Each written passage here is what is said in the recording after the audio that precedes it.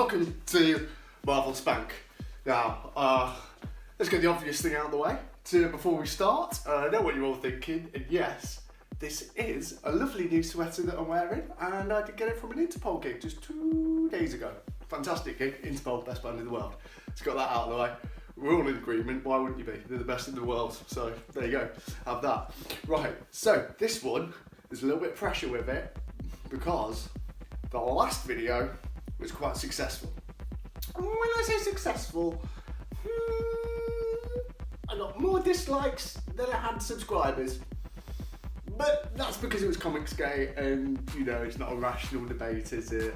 Got called a few names in the comments and all that. So, if you've subbed me from that, please forgive me, because that was quite an animated one, and this one's probably going to be a bit boring. But bear with me, it'll probably pick up towards the end and I'll get angry again, and then everyone can start fucking typing away. You're a cunt, you're a cunt! Anyway, right, this video, what's the point of it? What's the point of any of it? Well, the point of this now is the monologue, or speech, or whatever the fuck that arsehole wants to call it. Bill Maher, well, I don't care how you say his name. He's an arsehole, he doesn't deserve his name to be said right. So we'll just call him. That shall not be named. No, that's already been used, we won't use that. But yeah, Bill Maher. If you're not familiar with what he said, basically, he said, in the wake of Stan Lee's death, the iconic man, hero and creator, Stan Lee, he said that all this outpouring of grief was nonsensical. That it's grown men whose brains are full of the pollutant of comic books, and that it's drained all sense from their system, and it's left us with morons who vote for Donald Trump. Well, okay.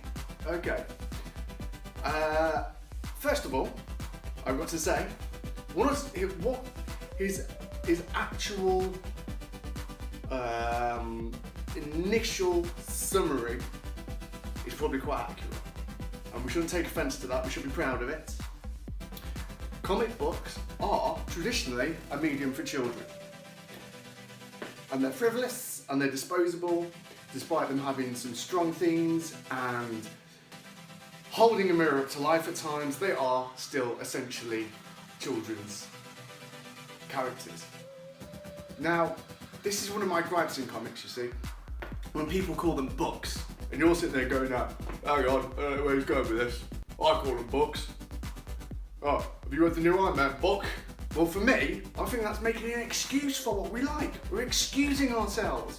We're saying, I'm not going to call it a comic. That's not posh enough. That isn't posh enough. What I want to call it is a book. It's a book, darling. Have you read my book?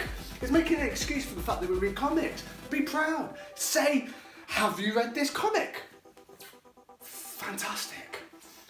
I feel like it's kind of like a bit of an excuse word. It's a bit of a sort of connoisseurism. It makes it sound a bit posher than it needs to be. No, just be proud. They're comics. They're fucking sick. That's what we love. Don't make excuses for them. So if this guy wants to say that's what we're reading, yeah, that's how I get my kicks, man. I sit there and I read about cartoon characters, comic characters, and that's fucking fine by me. If he doesn't get it, he's not going to be enjoying them. I get to enjoy them, you get to enjoy them. Unless you're a Bill Maher fan, and you're probably typing away already. By the way, retard, I know how to spell it from the last video, R-E-T-A-R-D. Just in case, mate, okay? You got that? Okay, anyway, the point is, we should be proud of it, and we should just accept that, yeah, maybe that is how someone wants to describe it, and it's not a problem. Okay, now, the problems are all after that. What he's extrapolated, what he's failed to include in that little summary of a form of media that we all like, and how he's just dismissed it, is as follows. Right. First of all, if comics are to blame for the downfall of America, it's not the only supposed downfall, you know, I can see you typing again, supposed downfall of America. What about all the other forms of frivolous media? What about all the Disney films, the Pixar films? What about all the summer blockbusters, which now basically go from February to December, so blockbusters, just call them. I'll put the summer in front, it's my error, I'm sorry, taking up my time here with additional words. So, anyway, what about books like Harry Potter and things like this? They don't get to the bestsellers list just by children going and spending their pocket money on it. They don't. It's the quality of the medium that it breaks down barriers and it makes it far sweeping. That's what makes it successful. Its confines of its original purpose is broken through and made it popular. It makes it really good and people like it a lot. That's what I'm trying to say. So, even the tabloid media, here in this country, in England, in Old Blighty, we've got the Sun and the Mirror and the Times, not the Times, that's a good newspaper that he would probably love, and the Daily Mail and things like that. They're popular, they're trashy, they just flick through it and see what the soap stars are doing, see what's going on in the back pages with the sport, let's see who's going to be signing who in the next transfer window. Like all of these mediums of the purpose of frivolous entertainment. Okay? So just isolate comics as the downfall because it's supposed to be mind-numbing and rotting is absolutely nonsense. Now, if he's going to continue with this stereotype, I don't know if you've seen a rather popular programme called The Big Bang Theory. Now, the other misrepresentation in this is that people that read comics, me, you, other people, it's not just us, maybe you're watching it with somebody else, maybe we're having a menagerie. Let me know how it goes so I can show off about it. Anyway, the point is, it presumes that we exclusively only read comics, illustrated stories. My bookcase is split with popular science and comics. I don't really read any forms of fiction that don't have pictures with it. The rest of it, I spend my time learning stuff. Maybe about genes, maybe something about religion, or maybe something, about the fucking space and stars and all that kind of thing, man. Like, I read a bunch of stuff. Oh, I just burped. Let's pretend that didn't happen. I read a bunch of stuff. So for him to assume that because I read Spider-Man, I always use the example of Spider-Man, well, I didn't read him, but it's just an easy call, that I can't read anything else. Now, in actual fact, it's overlooking the stereotype of the nerd. The Big Bang Theory, it's been around for about 10 years. The nerds are the clever people. I want to talk about that whole Game of Thrones and then I'm going to build you a computer.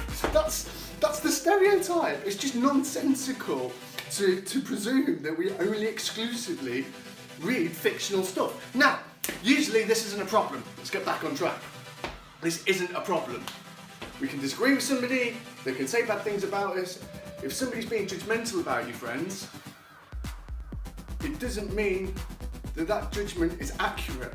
It just means they are judgmental. If someone's not very nice to you, it doesn't mean that the not nice things that they're saying about you is true. It means that they're not very nice. Criticism doesn't determine you. How you respond to criticism does. The criticism determines the critic. So usually this wouldn't be a problem.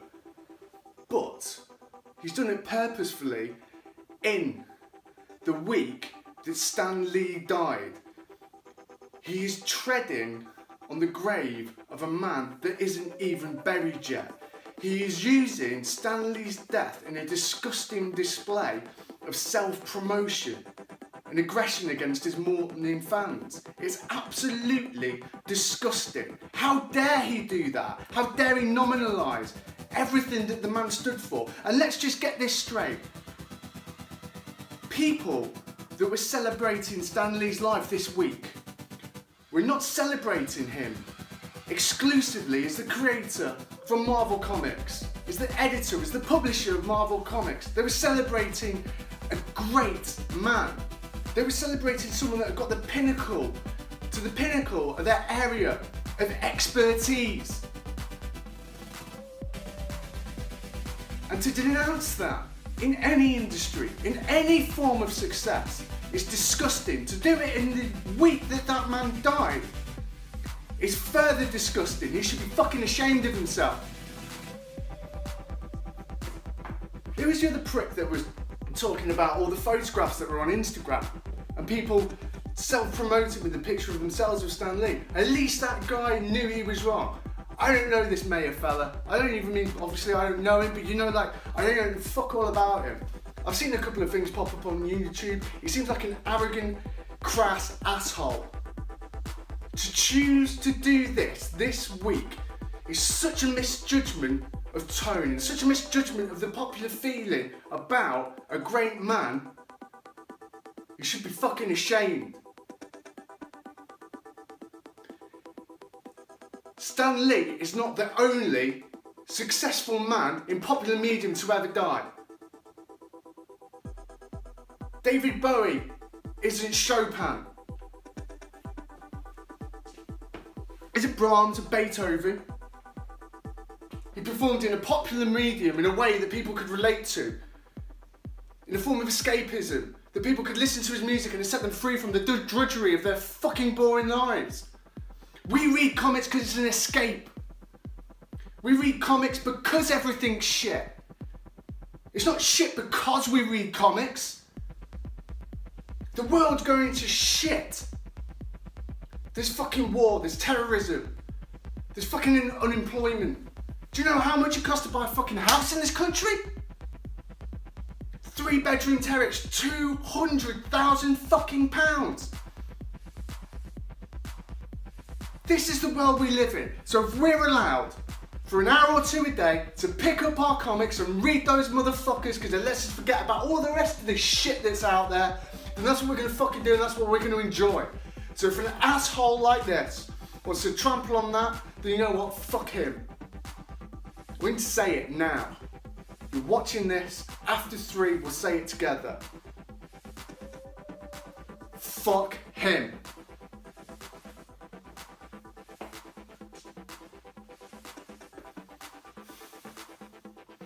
Do you know what the problem is? He knows that people will watch that clip. I've watched it a few times. I've watched it. I've read the fucking manuscript. I read it again before I did this to make sure I hadn't overlooked something. Oh, you get that document. Anyway, I like making angry videos. Angry videos are good. People get all fucking juicy about it. But like I said, the last one's about comics gay. Anyway, yeah, it was kind of negative. It attracted negative comments. So if you like this video, subscribe, share the video. Don't just go, oh, that was good, I agree, that was good. Okay, let's watch the next one. Subscribe! This shit takes time. And I think, to be honest with you, apart from the poor sound quality, the setup is not proportionate to the number of subscribers I've got. I think there should be many more. So please hit subscribe, share the video if you agree with me, and we'll call it there. Okay, guys. Peace.